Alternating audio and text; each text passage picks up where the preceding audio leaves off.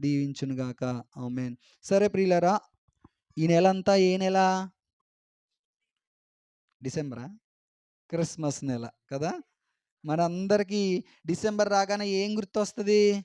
Christmas. ఎక్కడ చూసినా Christmas. Youth Christmas, స్త్రీల క్రిస్మస్, పురుషుల క్రిస్మస్, సండే స్కూల్ క్రిస్మస్. ఇంక ఇదే మాట, ఇదే మాట. ప్రియులారా, ఆలోచన చేయండి. చాలామంది, కొంతమంది క్రిస్మస్ చేసుకోవచ్చని అంటారు, కొంతమంది క్రిస్మస్ చేసుకోకూడదని అంటారు. ఏదేమైనప్పటికీ కూడా క్రిస్మస్ చేసుకున్నా, చేసుకోకపోయినా, చేసుకోవచ్చని చెప్పినా, చేసుకోకూడదని చెప్పినా యేసు ప్రభు ఈ లోకానికి వచ్చాడు. అది మనందరికీ ఒక పండగ. హల్లెలూయా. ఈ మధ్యన చూస్తుంటే ప్రియులారా, చాలామంది క్రైస్తవుల్లోనే మనలో మనవాళ్ళే చేసుకోకూడదు, పండగ చేసుకోకూడదు, పండగ చేసుకోకూడదు అంటే నేను చెప్తాను, నశించిపోయే మన కోసం యేసు ప్రభు దిగొచ్చాడు చూసారా, అదే మన జీవితంలో ఒక పండగ. హల్లెలూయా, హల్లెలూయా. పండగ అంటే ఏంటి? ఏదో ఆచార సంబంధంగా చేసుకోమని నేను చెప్పట్లేదు. పండగ అంటే ఒక ఆచార సంబంధంగా ఇది ఎలా చేయాలి, ఇది ఇలా చేయాలి, లేకపోతే ఈ రీతిగా చేయాలి అని నేను చెప్పట్లా. పండగ ఒక క్రైస్తవుని జీవితంలో ఎప్పుడు పండగో తెలుసా? ఏ వ్యక్తి జీవితంలో అయితే యేసు ప్రభు జన్మిస్తాడో, ఏ వ్యక్తి జీవితంలోకి అయితే ఒక వ్యక్తి తన జీవితంలోకి యేసు ప్రభుని అంగీకరిస్తాడో, ఆ రోజే ఆ వ్యక్తి జీవితంలో నిజమైన క్రిస్మస్. హల్లెలూయా. డిసెంబర్ నెలలోనే కాదు క్రిస్మస్ అంటే, డిసెంబర్ 25 కాదు క్రిస్మస్ అంటే, లేకపోతే మనం పెట్టుకున్న డేట్లోనే కాదు క్రిస్మస్ అంటే, ఎప్పుడు ఒక వ్యక్తి జీవితంలో నిజమైన క్రిస్మస్సో తెలుసా? ఆ వ్యక్తి జీవితంలోకి, ఆ వ్యక్తి హృదయంలోకి ఎప్పుడైతే యేసు ప్రభు వస్తాడో. అర్థమవుతుందా? చెప్పండి ఒకసారి. ఎప్పుడు నిజమైన క్రిస్మస్? ఒక వ్యక్తి హృదయంలోకి, ఒక వ్యక్తి జీవితంలోకి ఎప్పుడైతే యేసు ప్రభు వస్తాడో, ఎప్పుడైతే యేసు ప్రభు జన్మిస్తాడో, అప్పుడే నిజమైన క్రిస్మస్ ప్రతి ఒక్కరికి కూడా. డిసెంబర్ 25 ఒక్కరోజే క్రిస్మస్ కాదు ప్రియులారా. డిసెంబర్ నెల ఒక్క నెలే క్రిస్మస్ కాదు. ఒక వ్యక్తి జీవితంలోకి యేసు ప్రభు ఎంటర్ అయినప్పుడు, ఒక వ్యక్తి హృదయంలోకి యేసు ప్రభు వచ్చినప్పుడు, ఆ వ్యక్తి జీవితంలో అదే నిజమైన క్రిస్మస్. నువ్వు క్రిస్మస్ చేసుకున్నా, నువ్వు క్రిస్మస్ చేసుకోకపోయినా, ఒకవేళ క్రిస్మస్ చేసుకోవచ్చు అనే సంఘానికి నువ్వు వెళ్తున్నా, ఒకవేళ క్రిస్మస్ చేసుకోకూడదు అనే సంఘానికి నువ్వు నడిపించబడుతున్నా, ఈ మాటలు ఎంతమంది వింటున్న వారికి నేను చెప్తున్న మాట ఏంటంటే, క్రిస్మస్ చేసుకోవచ్చు, చేసుకోకపోవడం అనేది అది వారి వ్యక్తిగత విషయం. కానీ ఒక వ్యక్తి జీవితంలో నిజమైన క్రిస్మస్ ఎప్పుడు అంటే, యేసు ప్రభు ఆ వ్యక్తి జీవితంలో ఉదయించినప్పుడే, యేసు ప్రభు ఆ వ్యక్తి హృదయంలో నివసించినప్పుడే, యేసు ప్రభు ఆ వ్యక్తి హృదయంలో పుట్టినప్పుడే నిజమైన క్రిస్మస్. హల్లెలూయా, హల్లెలూయా. కాబట్టి ప్రియులారా, నువ్వు క్రిస్మస్ చేసుకున్నా, చేసుకోకపోయినా, ఇప్పుడు పరలోకం మనం వెళ్ళినప్పుడు, ఏ బాబు నువ్వు క్రిస్మస్ ఎందుకు చేసుకున్నావు, నువ్వు పరలోకం రావద్దు అని యేసుప్రభు అంటాడా? అండు. ఒకవేళ నువ్వు క్రిస్మస్ చేసుకోకపోతే, బాబు నువ్వు క్రిస్మస్ చేసుకోలేదు కదా, నేను పుట్టినప్పుడు నువ్వు కొత్త బట్టలు కట్టుకోలేదు కదా, కాబట్టి నీకు పరలోకంలోకి ఎలౌడ్ లేదు అని ప్రభు అంటాడా? అది అండు, ఇది అండు. యేసు ప్రభు నిన్ను పరలోక రాజ్యంలో ఎలా చేర్చుకుంటాడో తెలుసా? నీ హృదయంలో యేసు ప్రభు జన్మిస్తే, నీ హృదయంలో యేసు ప్రభు వచ్చాక నీ జీవితంలో కలిగిన మార్పును బట్టి ఆయన పరలోక రాజ్యంలో మనకు స్థానం ఇస్తాడు. హల్లెలూయా, హల్లెలూయా. కాబట్టి ప్రియులారా, ఎవరైనా మీకు క్రిస్మస్ చేసుకోకూడదని చెప్పినా మీరేమీ భయపడక్కర్లేదు. ఎవరైనా మీరు క్రిస్మస్ తప్పకుండా చేసుకోవాలి అని చెప్పినా మీరు భయపడక్కర్లేదు. మీరు ఆలోచించవలసిన ఒక విషయం ఏంటో తెలుసా? నిజముగా నా హృదయంలో క్రీస్తు జన్మించాడా లేదా? ఏం ఆలోచన చేయాలి? లోకంలో చాలామంది క్రిస్మస్లు చేసుకుంటున్నారు. క్రిస్మస్ పేరు చెప్పి తాగేవాళ్ళు ఉన్నారు తెలుసా మీకు? క్రిస్మస్ పేరు చెప్పి తిరిగే వాళ్ళు ఉన్నారు తెలుసా మీకు? క్రిస్మస్ పేరు చెప్పి సినిమాలు చూసేవాళ్ళు ఉన్నారు తెలుసా మీకు? వీళ్ళందరూ ఎవరు? పండగ క్రైస్తవులు. క్రిస్మస్ అనగానే మనకి ఏం గుర్తొస్తదంటే, క్రిస్మస్ అనగానే మనకి ఏం గుర్తొస్తదంటే, కొత్త బట్టలు, డాన్సులు, ఆర్భాటాలు, అంగులు, ఇలాంటి ఎన్నో ఎన్నో ఎన్నో మనకు గుర్తొస్తాయి. కానీ ప్రియులారా, ఒక వ్యక్తి జీవితంలో ఎప్పుడు నిజమైన క్రిస్మస్ అని మనం ఆలోచన చేస్తే, ఆ వ్యక్తి జీవితంలో క్రీస్తు జన్మించినప్పుడే నిజమైన క్రిస్మస్. ఒకవేళ నీ జీవితంలో క్రీస్తు జన్మించకుండా, నీ జీవితంలో సరి అయిన మారు మనసు లేకుండా, నీ జీవితంలో సరి అయిన లోతైన అనుభవము, పశ్చాత్తాప అనుభవము, మారు మనసు అనుభవము లేకుండా నువ్వు ఎన్ని క్రిస్మస్లు నువ్వు చేసుకున్నా, ఎన్ని సంవత్సరాలు నువ్వు చర్చిలో కొత్త బట్టలు కట్టుకుని నువ్వు కూర్చున్నా, నీ జీవితం జీవితంలో ఎలాంటి మార్పు ఉండదు. అది ఏ విధమైన ఉపయోగము కూడా నీ జీవితంలో ఉండదు. నువ్వు క్రిస్మస్‌లు చేసుకున్నంత మాత్రాన ప్రభువు నీకేమి ఒక ఉన్నతమైన స్థానాన్ని ఇవ్వడు. నువ్వు క్రిస్మస్‌లు చేసుకున్నంత మాత్రాన పరలోకంలో నీకు ఒక ఉన్నతమైన గౌరవం గాని, లేదంటే నువ్వు పరలోకంలో ఒక ఉన్నతమైన స్థానము గాని ఏమి ఇవ్వడు ప్రియులారా. ఎవరికి పరలోకంలో స్థానము అంటే, ఎవరికి పరలోకంలో ఉన్నతమైన స్థలాల్లో ఆయన స్థలాన్ని ఇస్తాడు, లేకపోతే ఎవరిని పరలోకంలో ఆయన సింహాసనం దగ్గర కూర్చుండబెట్టుకుంటాడు అంటే, ఏ వ్యక్తి జీవితంలో నిజముగా ప్రభు ఉదయిస్తాడో, ఏ వ్యక్తి హృదయంలో నిజంగా ప్రభువుకి స్థలం దొరుకుతుందో ఆ వ్యక్తిని మాత్రమే ప్రభు పరలోక రాజ్యం చేర్చుకుంటాడు. హల్లెలూయా. సరే ప్రియులారా, ఈరోజు ఇప్పుడు ఈ నెలంతా మనం క్రిస్మస్ కదా, ఎక్కడ ఎక్కడ ఉన్నా ఎక్కడ విన్నా మనం ఏ ప్రసంగాలు ఎక్కువ వింటాం? క్రిస్మస్ కోసమే ఎక్కువ వింటూ ఉంటాం. ఏది ఏమైనా సరే ప్రియులారా, ఆలోచించేయండి. క్రిస్మస్ అనగానే మనకి కొంతమంది వ్యక్తులు గుర్తొస్తారు. ఓకేనా? చెప్పండి, మీకు క్రిస్మస్ అనగానే ఎవరెవరు గుర్తొస్తారు? చెప్పాలి. ఒక్కొక్కరు ఒక్కొక్కరు చెప్పండి. ఫస్ట్ ఎవరు గుర్తొస్తారు? ఆ? యేసుక్రీస్తు గుర్తొస్తాడు. తర్వాత యోసేపు గుర్తొస్తాడు. మరియ గుర్తొస్తది. ఇంకా గొర్రెల కాపరులు గుర్తొస్తారు. ఇంకా జ్ఞానులు గుర్తొస్తారు. ఇంకా నక్షత్రం గుర్తొస్తది. ఇంకా దేవదూతలు. ఇలా ప్రియులారా, క్రిస్మస్ అనగానే కొంతమంది వ్యక్తులు, కొన్ని పాత్రలు మనకి గుర్తొస్తూ ఉంటారు. ఈరోజు నేను ఒక వ్యక్తి కోసం నేను మీ ముందు ఉంచుతాను కొన్ని విషయాలు. ఎవరు ఆ వ్యక్తి అని మనం ఆలోచన చేస్తే చూడండి, మత్తయి సువార్త 2వ అధ్యాయము 13-22 వచనాలు మనం చదివితే ఆ ఇదిగో ప్రభువు దూత స్వప్నమందు వారు వెళ్ళిన తరువాత ఇదిగో ప్రభువు దూత స్వప్నమందు యోసేపునకు ప్రత్యక్షమై హేరోదు ఆ శిశువును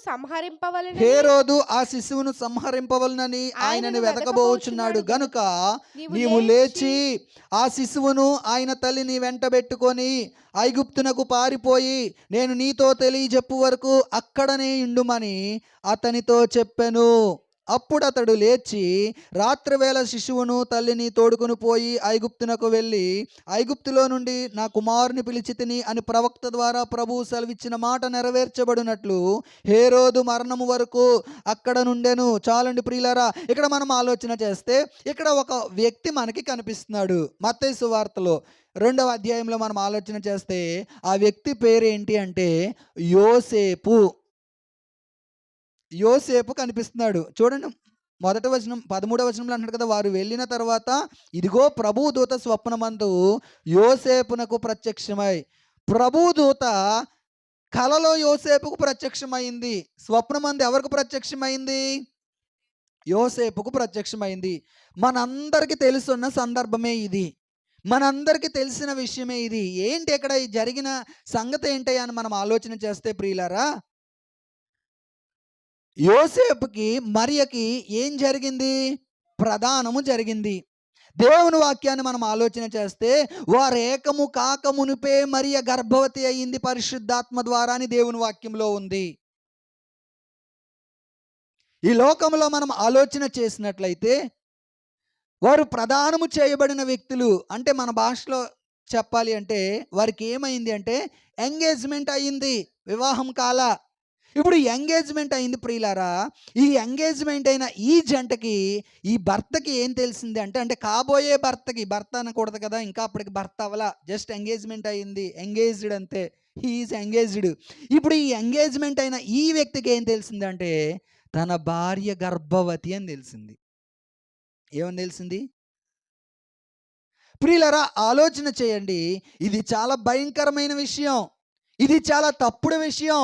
ఇది చాలా నేర విషయం. అంటే చేయకూడని కార్యం అక్కడ జరిగింది. వినకూడని మాట అతను విన్నాడు.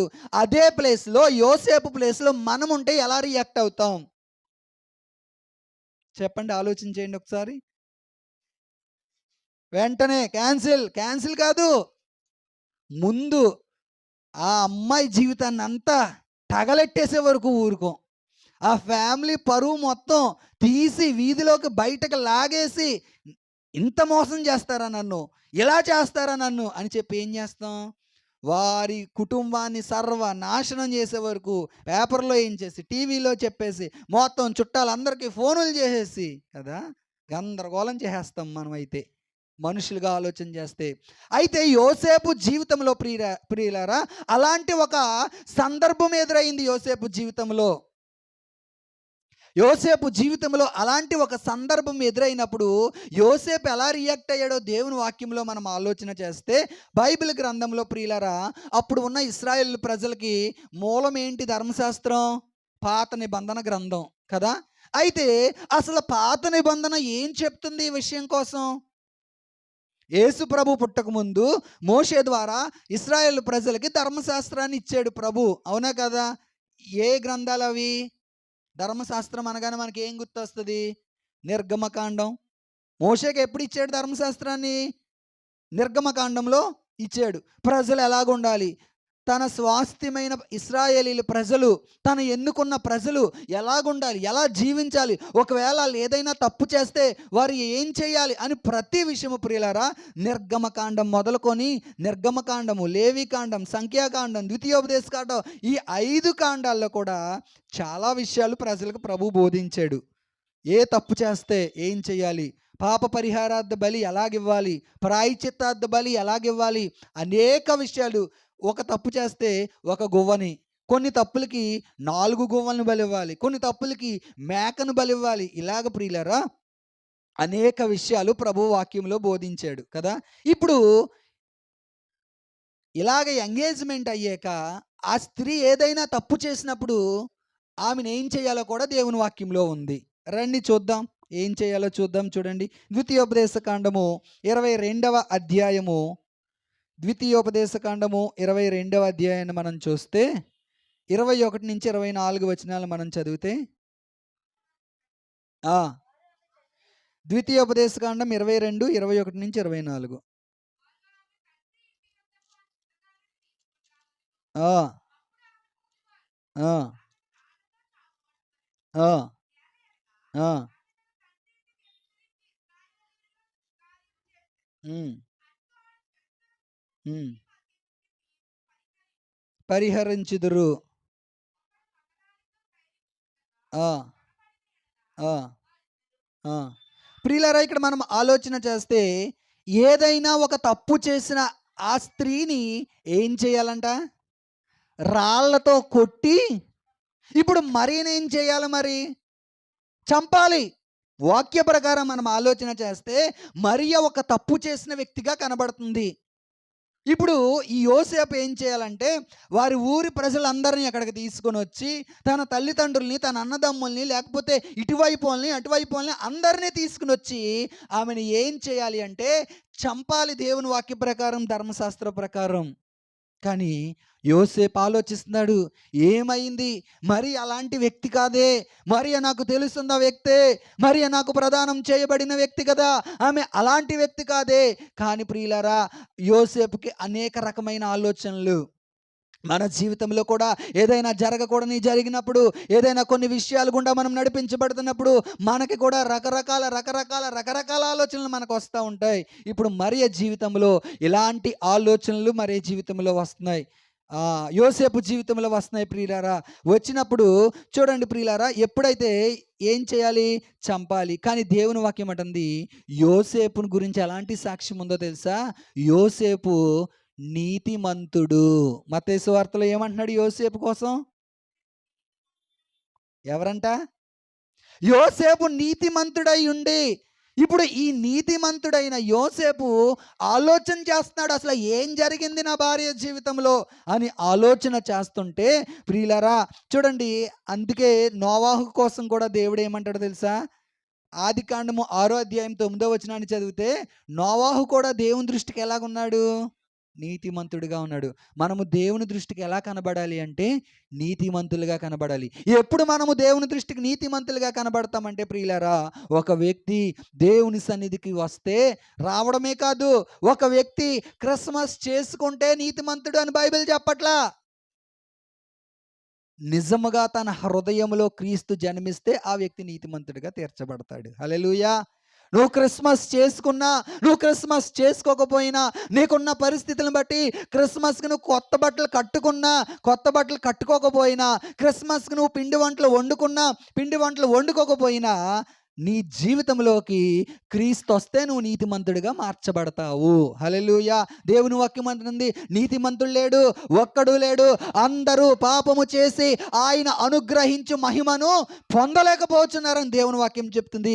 మరి మనం నీతిమంతులుగా ఎప్పుడు తీర్చబడతామయ్యా అని మనం ఆలోచన చేస్తే, నీ జీవితంలోకి క్రీస్తు వచ్చినప్పుడు నువ్వు నీతిమంతుడిగా తీర్చబడతావు. హల్లెలూయా. ఇప్పుడు యోసేపు గురించి ఎలాంటి సాక్ష్యము? యోసేపు ఎలాగున్నాడంట?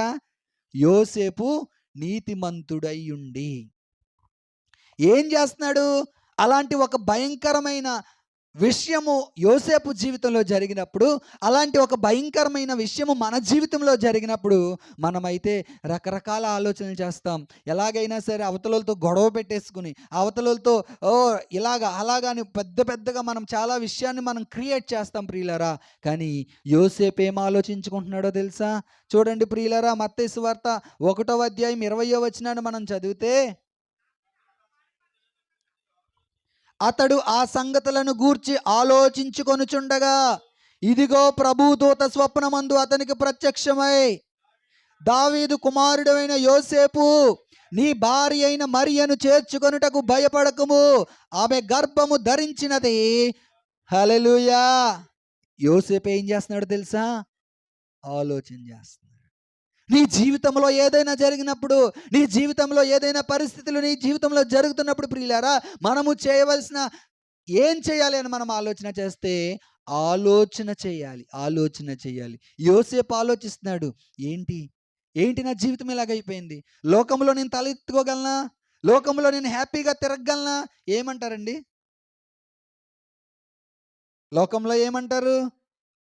ఆమెకి కాదు ముందు అవమానం, భర్తకే కదా, కాబోయే భర్తకే కదా. లోకము తీరు ఎప్పుడు ఎలా ఉంటుందంటే ప్రియులారా, ఏదైనా మంచి జరిగినప్పుడు, ఏదైనా గొప్ప పని చేసినప్పుడు అంతగా ఎవరో పట్టించుకోకపోవచ్చు.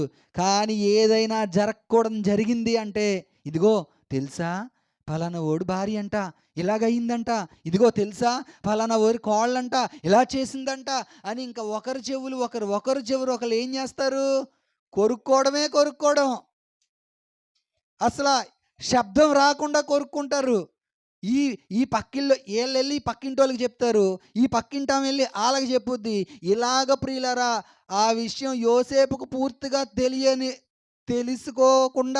యోసేపుకు పూర్తిగా తెలియకుండానే ఊరంతా తెలిసిపోద్ది. అవునే కదా? యోసేపు ఆలోచన చేస్తున్నాడు, చాలా ఆలోచన చేస్తున్నాడు. ప్రభువా, ఏంటి నా జీవితం ఇలాగైపోయింది? ఏంటి ప్రభువా నా బ్రతికి ఇలాగైపోయింది? ఈ అవమానాన్ని నేను తట్టుకోలేను కదా.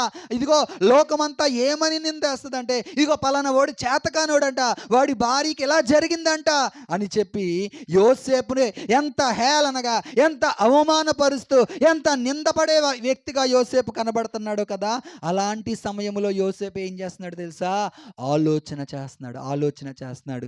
ఏం చేయాలి ప్రభువా నేను అని ఆలోచన చేస్తున్నాడు. నీ జీవితంలో కూడా ఏదైనా పరిస్థితులు ఎదురవుతున్నప్పుడు, నీ జీవితంలో కూడా ఏదైనా నిందలు ఎదురవుతున్నప్పుడు, నీ జీవితంలో కూడా ఏదైనా అవమానాలు ఎదురవుతున్నప్పుడు మనం ఏం చేయాలి అంటే, దేవుని సన్నిధిలో ఆలోచన చేసేవారముగా మనం ఉండాలి. హల్లెలూయా.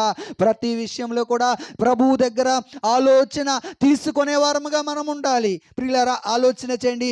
యోసేపు ఆలోచన చేస్తున్నాడు. ఇక్కడ అంటున్నాడు కదా, అతడు ఈ సంగతులను గూర్చి ఆలోచించుకొనుచుండగా.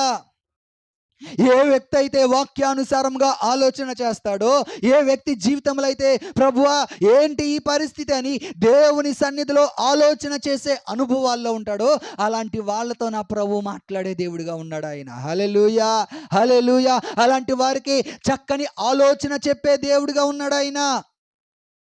ఈ లోకంలో చాలాసార్లు మనము ఏం చేయాలో, ఎలా చేయాలో, ఈ పరిస్థితిని ఎలా జయించాలో, ఈ శ్రమని ఎలా తట్టుకోవాలో, ఈ శ్రమ కొరకు మనం ఎలా నిలబడాలో, ఈ నిందల్లో, ఈ అవమానాల్లో మనము ఎలాగా నిలవబడి ప్రభువుని మహిమపరచాలో అని మనం ఆలోచించుకుంటుంటే, దేవుని సన్నిధిలోకి వచ్చి ప్రార్థనలో, సహవాసంలో దేవుని సన్నిధిలో మనం ఆలోచన చేయగలిగితే ఆయన నీకు మంచి ఆలోచన చెప్పే దేవుడిగా నీకున్నాడు. హల్లెలూయా. ఒకవేళ ఈ సంవత్సరంలో నీ నీ జీవితంలో జరిగిన అనుభవాలను బట్టి, ఒకవేళ ఈ సంవత్సరాంతంలో ఉన్న మన జీవితంలో ప్రియులారా, ఈ సంవత్సరం అంతా నీ జీవితంలో జరిగిన కష్టాలను బట్టి, నీ జీవితంలో జరిగిన నష్టాలను బట్టి, నీ జీవితంలో నువ్వు అనుభవిస్తున్న అవమానాలను బట్టి, నిందలను బట్టి నువ్వేదైనా ఆలోచించుకుంటుంటే నీ ఆలోచనకి ఆయన ఆలోచన నీ ఆలోచనకి ఆయన ఆలోచన తీసుకో, నీ ఆలోచనలు కాదు. ప్రభువా ఏం చేయమంటావు ఈ పరిస్థితిలో?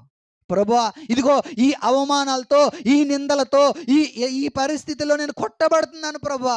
మనుషులందరికీ అయ్యా వారి పళ్ళకు మీరు నన్ను అప్పగించొద్దు ప్రభువా. ఏం చేయాలి? ఎలాంటి ఆలోచన చేయాలి? ఈ అప్పుల్లోంచి నేను ఎలా బయటికి రావాలి? ఈ రోగంలోంచి నేను ఎలా బయటికి రావాలి? ఈ నిందల్లోంచి నేను ఎలా బయటికి రావాలి ప్రభువా అని చెప్పి దేవుణ్ణి ఆలోచన తీసుకునే వ్యక్తిగా నువ్వు ఉండాలి. హల్లెలూయా, హల్లెలూయా. ఒకవేళ నీవు దేవుని ఆలోచన తీసుకొనిన వ్యక్తిగా నువ్వు ఉంటే, యోసేపుకు ఆలోచన ఇచ్చిన దేవుడు నీకు కూడా ఆలోచన ఇవ్వడానికి ఆయన రెడీగా ఉన్నాడు. హల్లెలూయా. ఎవరికి ఆలోచన చెప్పిన దేవుడు? యోసేపుకు ప్రత్యక్షమయ్యాడు ఆయన. యోసేపు కలలో దేవదూత యోసేపుతో మాట్లాడుతుంది. యోసేపు తొందరపడి ఎలాంటి నిర్ణయం నువ్వు తీసుకోకు, జాగ్రత్త, ఆలోచన చెయ్యి, నేను నిన్ను నడిపిస్తాను అంటున్నాడు కదా అక్కడ. అతడు ఈ సంగతులను గూర్చి ఆలోచించుకొంచుండగా ఇదిగో ప్రభుదూత స్వప్నమందు అతనికి ప్రత్యక్షమై, దావీదు కుమారుడైన యోసేపు భయపడకు, ఇది తప్పు జరిగింది కాదు, ఇది మరొక ఉద్దేశంతో నీ భార్య, నీకు కాబోయే భార్య అనేటువంటి మరియ ఏ తప్పు చేయలేదామే, ఇది పరిశుద్ధాత్మ వలన కలిగినది. నువ్వు తప్పుడుగా నువ్వు ఆలోచన చేయకు, ఆమె నువ్వు వేరే తప్పు ఉద్దేశంతో నువ్వు చూడకు. ఇది పరిశుద్ధాత్మ వలన కలిగింది. కొన్నిసార్లు మన జీవితంలో పరిశుద్ధాత్ముడు మనల్ని ఆయన నిలవబెట్టడానికి, కొన్నిసార్లు మన జీవితంలో ఎందుకు ఆయన శ్రమలను అనుభవిస్తాడంటే మనకి ఘనత రావడానికి, మనల్ని నిలవబెట్టడానికి, మనల్ని ఒక రేంజ్లో ఆయన వాడుకోవడానికి కొన్ని పరిస్థితులను ఆయన రేపుతూ ఉంటాడు. నిజమే, మా జీవితాల్లో కూడా మేము అనుభవిస్తున్నాం ప్రియులారా. కొన్నిసార్లు ఆయన ఏం చేస్తాడంటే కొంతమందిని కఠినపరుస్తాడు, కొంతమందిని రేపుతాడు. ఈ పరిస్థితులు రేపకపోతే మనం నిలబడగలమా? మన జీవితంలో కార్యాలు జరుగుతాయా? మన జీవితంలో సాక్ష్యం ఉంటుందా? లేదు ప్రియులారా. యోసేపు జీవితం అలాంటిది. ఆలోచించుకుంటున్నాడు. చూడండి ప్రియులారా, ద్వితీయోపదేశకాండము 31వ అధ్యాయము 21వ వచనాన్ని చదివితే,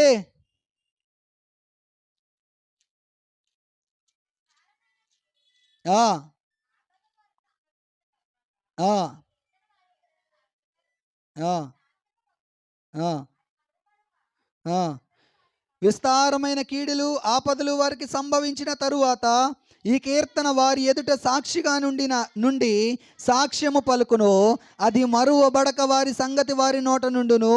నేను ప్రమాణము చేసిన దేశమున వారిని ప్రవేశపెట్టక మునిపే నేడే వారి చేయు ఆలోచన నేను ఎరుగుదునెను. ఎప్పుడంట? వారు చేయు ఆలోచన నేడే. వారు ఆలోచించుకొనుచుండగా నేను వారు ఆలోచన ఎరుగుతానంటున్నాడు దేవుడు. ఈరోజు నువ్వు ఏ విషయంలో ఆలోచన చేస్తున్నావో, అది ఒకవేళ వివాహ విషయం కానీ, అది ఒకవేళ ఉద్యోగ విషయం కానీ, అయ్యో ఈ 2025 సంవత్సరము వెళ్ళిపోతుంది, ఇంకా నా జీవితం ఇలాగే ఉంది, ఇంకా నా బ్రతుకు ఇలాగే ఉంది, నా భర్త మారట్లేదు, నా తల్లి మారట్లేదు, ఒకవేళ నా కుటుంబ పరిస్థితి ఇలాగే ఉంది అని నువ్వు ఆలోచించుకుంటే, నా అప్పులు ఎలాగే ఉన్నాయే, నా రోగం ఎలాగే ఉంది అని నువ్వు ఆలోచించుకుంటుంటే ప్రభు అంటున్నాడు, ఏమంటున్నాడండి? నేడే వారు చేయు ఆలోచన నేను ఎరుగుదును. చప్పట్లు కొడదాం ఒకసారి. ప్రియులారా, ఆలోచన చేయండి. నువ్వు చేసే ఆలోచన నా ప్రభువు చెప్తున్నాడు, నేను ఎరుగుదును. ఏ విషయంలో నువ్వు కన్నీరు కారుస్తున్నావో, ఏ విషయంలో నువ్వు దుఃఖపడుతున్నావో, ఏ విషయంలో నువ్వు నలిగిపోతున్నావో, నేడే నీ ఆలోచన నేను. ఎంత మంచి దేవుడు అండి మన దేవుడు. నీవు నేను ఆరాధన చేసే దేవుడు ఎంత మంచి దేవుడు. ఈ సంవత్సరాంతంలో ఈ 2025 అయ్యో ఈ సంవత్సరం కూడా నా జీవితంలో గడిచిపోతుందని నువ్వు కన్నీరు కారుస్తూ ఉంటే దేవుడు చెప్తున్నాడు, నేను నీ ఆలోచన ఎరుగుదును. హల్లెలూయా. కృంగిపోవలసిన అవసరం లేదు, నలిగిపోవలసిన అవసరం లేదు, బాధపడవలసిన అవసరం లేదు. నీ ఆలోచన నేను ఎరుగుదును. యోసేపు ఆలోచన ఎరిగిన దేవుడు ప్రియులారా. నీ ఆలోచన ఎరగరా? ఆయన ఏమైనా స్వార్థం కలిగిన వ్యక్తా? మనుషులు స్వార్థ ప్రియులు. ఒక తండ్రికి 2 కుమారులు 3 కుమారులు ఉన్నారనుకోండి. తండ్రి ఏం చేస్తాడు? ఒకరినొకలా ప్రేమిస్తాడు, ఒకరినొకలా ప్రేమిస్తారు. ఇద్దరిని సమానంగా ప్రేమించే తల్లిదండ్రులు చాలా అరుదుగా ఉంటారు కదా, ఈ లోకములో ఉన్న మనుష్యులు కాబట్టి. కానీ నీవు నేను ఆరాధన చేసే దేవుడు ఎవరో తెలుసా?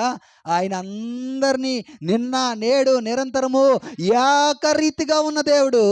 ఎప్పుడు ఒకలానే ప్రేమిస్తాడు ఆయన. మనుషుల ప్రేమల్లో మార్పులు ఉండొచ్చు, మనుషుల ప్రేమల్లో మనుషులు ప్రేమించే విధానంలో, పెట్టే విధానంలో ఇలాంటి విధానాల్లో మార్పులు ఉండొచ్చు. కానీ ప్రియులారా, నీవు నేను ఆరాధన చేసే దేవుడు ఎవరంటే ఆయన మార్పు లేని దేవుడు. నిన్న ఎలాగున్నాడో నేడు ఎలాగుంటాడో రేపు కూడా ఆయన అలాగే ఉంటాడు. ప్రియులారా, ఎంత మంచి దేవుణ్ణి మనం కలిగి ఉన్నాం, ఎంత గొప్ప దేవుణ్ణి మనం దేవుడిగా కలిగి ఉన్నాం. లోకంలో ఉన్న వారికి ఈ అనుభవాలు ఉండవు. లోకంలో ఉన్నవారు ఏదైనా జరిగితే కృంగిపోతారు. లోకంలో ఉన్నవారు ఏదైనా పరిస్థితులు వారి జీవితంలో ఎదురవుతుంటే ప్రియులారా వారు కృంగిపోతారు. ఎందుకంటే వారికి సరిగ్గా ఆలోచన చెప్పేవాళ్ళు లేరు. లోకం ఎప్పుడు కూడా నిందిస్తుంది, లోకం ఎప్పుడు కూడా అవమానపరుస్తుంది. ఒకవేళ నువ్వు ఏదైనా శ్రమలో ఉంటే లోకం నీకేం చెప్పుదో తెలుసా? చచ్చిపో, నువ్వు బ్రతకడం వేస్ట్. సాతాను కూడా మనల్ని అదే ప్రేరేపిస్తాడు, చచ్చిపో, తలెత్తుకోలేవు నువ్వు, నీ భార్య ఇలా చేసింది, నువ్వు తల ఎత్తుకోలేవు. యోసేపును అలాగే ఒకవేళ సాతాను యోసేపుతో చెప్తుందేమో అలాగే, ఏయ్ నీ భార్య ఏం చేసిందో తెలుసా? నీకెంత అవమానమో తెలుసా? నీకెంత నిందో తెలుసా? చిచ్చి అసలు నువ్వు మగోడివేనా? లోకం ఇలాగే అంటది, నువ్వు మగోడివేనా? కానీ యోసేపు ఆలోచన చేస్తున్నాడు, ఏంటి నా జీవితంలో ఇలా జరిగింది, ఏంటి నా జీవితంలో, ఏంటి నా పట్ల దేవుని చిత్తం ఏంటి? ఆలోచన చేయాలి ప్రియులారా. ఏదైనా శ్రమలు ఎదురవుతున్నప్పుడు, నిందలు ఎదురవుతున్నప్పుడు, కొన్ని క్లిష్ట పరిస్థితులు మన జీవితంలో ఎదురవుతున్నప్పుడు మనం ఏం ఆలోచన చేయాలో తెలుసా? ఏంటి నా జీవితంలో దేవుని చిత్తం? ఏంటి నా జీవితంలో దేవుడు ఎలాంటి కార్యం చేయబోతున్నాడు? యోసేపు ఆలోచించుకొనుచుండగా అని దేవుని వాక్యంలో ఉంది. అలాగా ఆలోచించుకుంటే దేవుడు మంచి ఆలోచన చెప్పే దేవుడు కదా. చూడండి, కానీ చాలాసార్లు కీర్తన 1:1 అంటాడు కదా, దుష్టుల ఆలోచన చొప్పున నీవు నడవద్దు. యోసేపును అందరూ నిరుత్సాహపరుస్తున్నారు, యోసేపును అందరూ అవమానపరుస్తున్నారు, యోసేపును అందరూ తక్కువగా చూస్తున్నారు. ఒరే మీ ఆవిడ ఎలా చేసిందిరా, నీ భార్య ఎలా చేసిందిరా అని చెప్పి యోసేపుని అందరూ అవమానపరుస్తుంటే, అలాంటి సమయంలో యోసేపు ఎక్కడా కూడా దుష్టుల ఆలోచన చొప్పున నడవట్ల. ఒకవేళ ఎవరైనా దుష్టులు నిన్ను ప్రేరేపిస్తున్నారేమో, దేవుని వాక్యం అంటుంది, నా కుమారుడా పాపులు నిన్ను ప్రేరేపిస్తుంటే నీవు ఒప్పకో అంటాడు సామెతల గ్రంథంలో జ్ఞాని అయిన సొలొమోను. కొన్నిసార్లు దుష్టులు నిన్ను ప్రేరేపిస్తారు, అపవాది నిన్ను ప్రేరేపిస్తుంది, చచ్చిపో, ఇంక నీ జీవితం అయిపోయింది, నువ్వు బ్రతికేం సాధిస్తావు?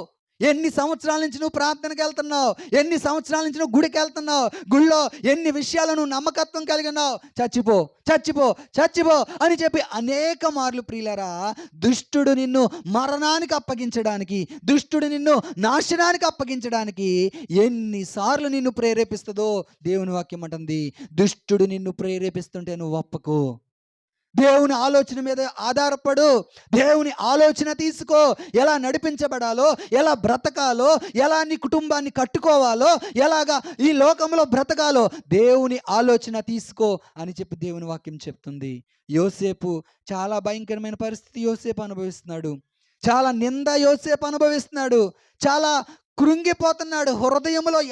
ఒకవేళ చాలాసార్లు మనం కూడా అంతే కదా, పైకి గంభీరంగా కనబడతాం, పైకి చాలా ధైర్యంగా ఉన్నట్టుంటాం మనం, కానీ హృదయంలో వేదన వేదన వేదన, హృదయంలో కృంగుదల, నీరసము, హృదయంలో ఎంతో పరిస్థితిలో నలిగిపోతా ఏం చేయాలో, ఎలాగుండాలో, ఎలా బ్రతకాలో మనకు అర్థం కాని పరిస్థితిలో మన జీవితంలో ఉంటున్నప్పుడు ప్రియులారా దేవుని ఆలోచన మీద నువ్వు ఆధారపడడం నేర్చుకోవాలి. హల్లెలూయా. దేని మీద? యోసేపు ఆలోచించుకుంటున్నాడు. దుష్టులు ప్రేరేపిస్తున్నారు, ఒరే చచ్చిపోరా, నువ్వు చనిపోవడం మేలు, నీ భార్య ఇలా చేసింది, నీకు ఎంత అవమానమో తెలుసా, నువ్వు మొగోడు కాదనుకుంటారు సమాజం, నిన్ను ఇలా చూస్తారు, తక్కువగా చూస్తారు అని ప్రజలందరూ యోసేపును కృంగదీసేస్తుంటే యోసేపు ఆలోచన చేస్తున్నాడు, ఏంటి నా జీవితం, ఏంటి నా బ్రతుకు ఇలాగైపోయింది, ఏంటి నా పరిస్థితి ఇలాగైపోయింది, నేను దాటగలనా ఈ పరిస్థితి, నేను గట్టెక్కగలనా ఈ సమస్య నుంచి, ఈ నింద నా మీద నుండి తొలగిపోతుందా అని యోసేపు ఆలోచన చేస్తున్నాడు. ప్రియులారా, ఒకవేళ నీవు కూడా అలా ఆలోచన చేస్తుంటే దేవుడు నీతో మాట్లాడే సమయం ఇది. హల్లెలూయా, హల్లెలూయా. చూడండి ప్రియులారా, కీర్తనల గ్రంథము 32వ సంకీర్తన 8వ వచనములు అంటున్నాడు కదా. కీర్తనల గ్రంథము 32వ సంకీర్తన 8, నీకు ఉపదేశము చేసేదను, నీవు నడవవలసిన మార్గము నేను నీకు బోధించేదను, నీ మీద దృష్టి ఉంచి నీకు ఆలోచన చెప్పేదను. ప్రియులరా, యోసేపుకు ఆలోచన చెప్పిన దేవుడు, యోసేపు మీద దృష్టి ఉంచిన దేవుడు ఈరోజు శ్రమల్లో, నిందల్లో, అవమానాల్లో, బాధల్లో కుమిలిపోయే నీ మీద ఆయన దృష్టి ఉంచడా? నీకు ఆలోచన చెప్పడా? మనుషులు ఆలోచన చెప్పకపోవచ్చు, మనుషులు నిన్ను వదిలేవచ్చు, మనుషులు నిన్ను అపహాస్యం చేయొచ్చు, మనుషులు నిన్ను గేలి చేయొచ్చు, మనుషులు నిన్ను కృంగతీసేవచ్చు ప్రియులారా. కానీ నీవు నేను ఆరాధన చేసే దేవుడు ఎవరో తెలుసా? ఆయన నీ మీద దృష్టి ఉంచి నీకు ఆలోచన చెప్పే దేవుడు, నిన్ను నడిపించే దేవుడు. ఒకవేళ నువ్వు ఏడవవలసిన పరిస్థితి వచ్చినప్పుడు మనుషుల దగ్గర ఏడవకో, ఎవరి దగ్గర ఏడవాలో తెలుసా? దేవుని పాదాలు పట్టుకుని ఏడవడం నేర్చుకో. ఒకవేళ నువ్వు ఏదైనా చాలా నీ హృదయం అంతా బాధ ఉంది, ఎవరికి చెప్పుకోవాలో నీకు అర్థం కావట్లేదు, ఒకవేళ మనుషులతో చెప్పుకుంటే లోకువైపోతానేమో అని నువ్వు బాధపడుతుంటే ఈ నీకున్న బాధ అంతా కూడా నువ్వు ఎవరి దగ్గర వెళ్ళబుచ్చాలి అంటే దేవుని పాదాలు పట్టుకో, దేవుని పాదాలు పట్టుకో. ఒకవేళ ఖాళీగా నా ఇంట్లో నీకు కన్నీరు కార్చడానికి కూడా నీకు ఇబ్బందిగా ఉంది, రా మందిరానికి రా, దేవుని పాదాలు పట్టుకో. ఇక్కడ ఎవరు ఉండరు కదా, ఇక్కడ ఎవరు నీతో మాట్లాడరు కదా, రా ఒకరోజు ఉపవాసముడు, ఒకరోజు ఉపవాసం ప్రతిష్ఠించుకుని రా ప్రభు సన్నిధిలో గడుపు. దేవుని సన్నిధిలో, అయ్యా నా పరిస్థితి ఎలాగుంది, సంవత్సరాలు నా జీవితంలో గడిచిపోతున్నాయే, సంవత్సరాలు నా జీవితంలో దూరలెళ్ళిపోతున్నాయే, ఇంకా నా కుటుంబంలో మార్పు లేదు, ఇంకా నా పిల్లల్లో మార్పు లేదు, ఇంకా నా భర్తలో మార్పు లేదు, ఏంటి ప్రభువా అని దేవుని పాదాలు పట్టుకో. ఆయన ఆలోచన చెప్పే దేవుడు. హల్లెలూయా, హల్లెలూయా. ఎవరైనా ఆలోచన చెప్పే దేవుడు. నీవు నడవవలసిన మార్గము నేను నీకు బోధిస్తానంటున్నాడు. ఆయన లాంటి మంచి బోధకుడు ఎక్కడ ఉన్నాడండి ఈ లోకంలో? మన దగ్గర ఎక్కడైనా ఉన్నాడా? ఒక టీచర్ అలా బోధించగలదా? కొన్ని విషయాలే టీచర్ బోధిస్తుంది మనకి కదా. సువర్ణ కాలేజీకి వెళ్తుంది, ఎన్ని విషయాలు చెప్పుద్ది స్టూడెంట్స్కి? కొన్నే. అన్ని ప్రపంచంలో ఉన్నాయన్నీ తను చెప్పగలదా? నో. ఆయన లాంటి మంచి బోధకుడు ఈ లోకంలో ఎవరు లేరు మనకి. ఆయన లాంటి ప్రేమించే వ్యక్తి ఎవరు లేరు, ఆయనలాగా ఆదరించే వ్యక్తి ఎవరు లేరు. మనుషుల్లో ఎక్కడ చూసినా స్వార్థము, ధనాపేక్ష, ప్రేమ లేనితనము, బింకములాడువారు. దేవుని వాక్యం అంటుంది కదా, ఎన్నో విషయాలు మనుషుల కోసము దేవుని వాక్యంలో ఉంటుండగా ఆయన మంచి దేవుడు, ఆలోచన చెప్పే దేవుడు, నడిపించే దేవుడు. ప్రియులారా, ఆయన ఇక్కడ అంటున్నాడు, నీవు నడవలసిన మార్గాన్ని నేను నీకు బోధిస్తాను. ఇప్పుడు యోసేపు ఆలోచించుకుంటుంటే, యోసేపు అలాగా ఏంటి నా జీవితం అని ఆలోచించుకుంటుంటే ప్రియులారా, యోసేపుకు ఆలోచన చెప్పే దేవుడు. ఒకవేళ ఏ మనుషుల చేతైనా నువ్వు మోసపోయావేమో, నా ప్రభు చెప్తున్నాడు, నీకు కలిగిన నష్టాన్ని, నీకు కలిగిన బాధని నేను తీర్చబోతున్నాను. ఆ ఖాళీని నేను భర్తీ చేయబోతున్నాను. దేవుని ఆలోచన ఒప్పుకో. ప్రభువా, ఇంతవరకు నా స్వచిత్తము, ఇంతవరకు నా సొంత ఆలోచనలు గుండా నేను నడుచుకుంటూ వెళ్ళిపోయాను ప్రభువా, ఇక మీదటైనా నేను నీ ఇష్టానికి లోబడతాను, ఇక మీదటైనా నేను నీ ఆలోచనకు లోబడతానని చెప్పి నువ్వు నీ జీవితాన్ని దేవుని ఆలోచనకు అప్పగించుకో, నీ జీవితాన్ని దేవుని చేతులకు అప్పగించుకుంటే ఆయన అన్నాడు, నీవు నడవవలసిన మార్గాన్ని నేను నీకు. బా, ఎంత మంచి మాట, నా హృదయాన్ని హత్తుకున్న మాట.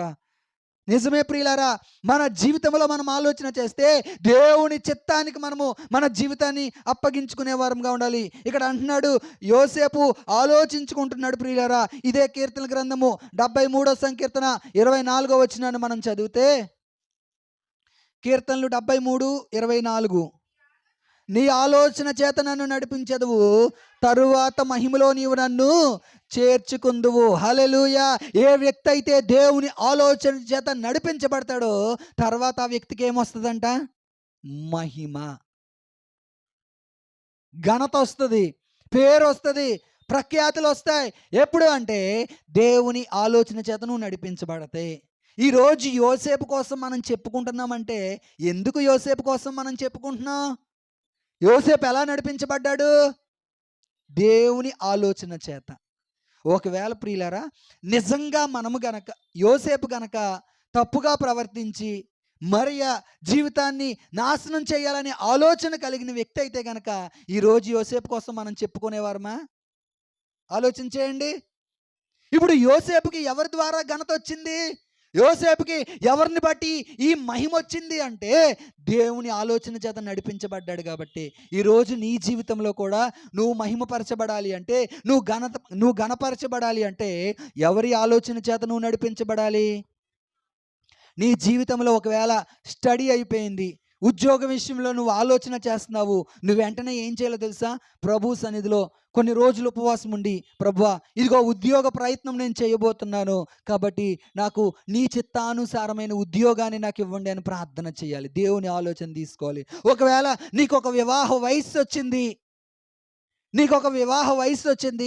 ఈ వివాహ వయసు వచ్చినప్పుడు నువ్వేం చేయాలంటే కొన్ని రోజులు ఉపవాసం ఉండి ప్రభు సన్నిధిలో ప్రార్థన చేయడం నేర్చుకోవాలి.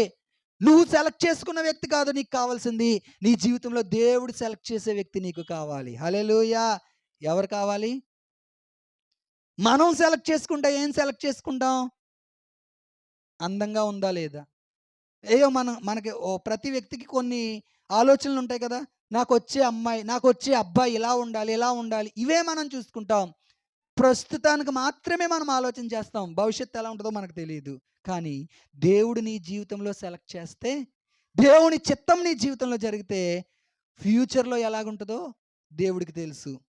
చాలాసార్లు నేను ప్రార్థన చేసేవాడిని, ప్రభువా నాకొచ్చే అమ్మాయి ఇలాగుండాలి, ప్రభువా నా జీవితంలో నాకొచ్చే అమ్మాయి ఇలాగుండాలి అని చెప్పి ప్రతి విషయంలో దేవుని చిత్తానుసారముగా నేను ప్రార్థన చేసినప్పుడు ప్రభు నేను ఎలాగైతే అనుకున్నానో, లేకపోతే దేవునిలో ఎలాగైతే వాడబడాలి అని నేను అనుకున్నానో ప్రియులారా, అలాంటి ప్రభు చిత్తంలో దేవుడు నాకు అలాంటి అమ్మాయిని ఇచ్చాడు.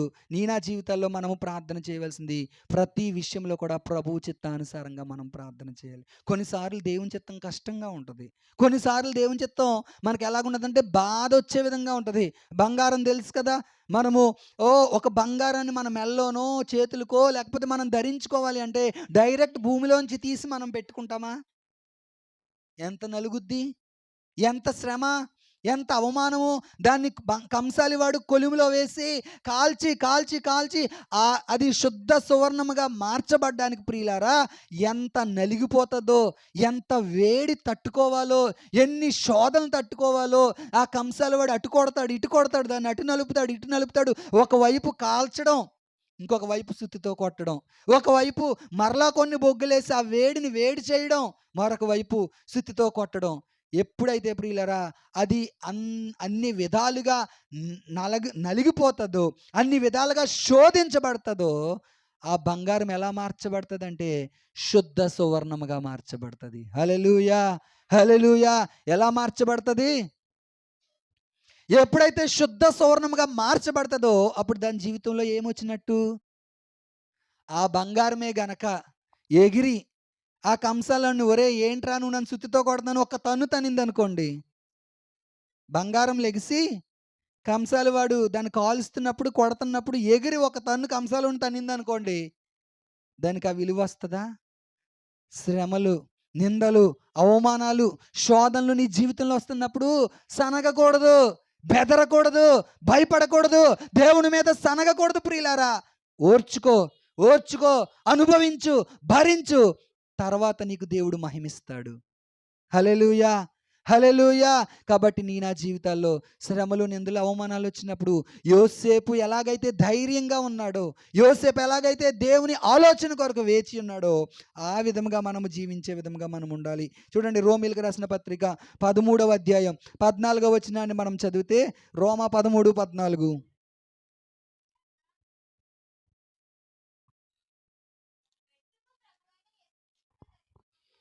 మెట్టుకు ప్రభు అయిన యేసుక్రీస్తును ధరించుకొనిన వారై.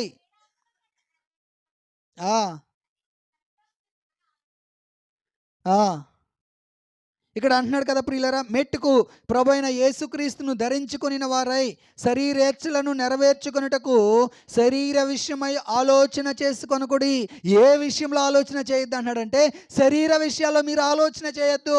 ఏమి తిందుమా, ఏమి తాగుదుమా, ఏమి ధరించుకుందుమా, ఇలాంటి విషయాల్లో మీరు ఆలోచన చేయొద్దు.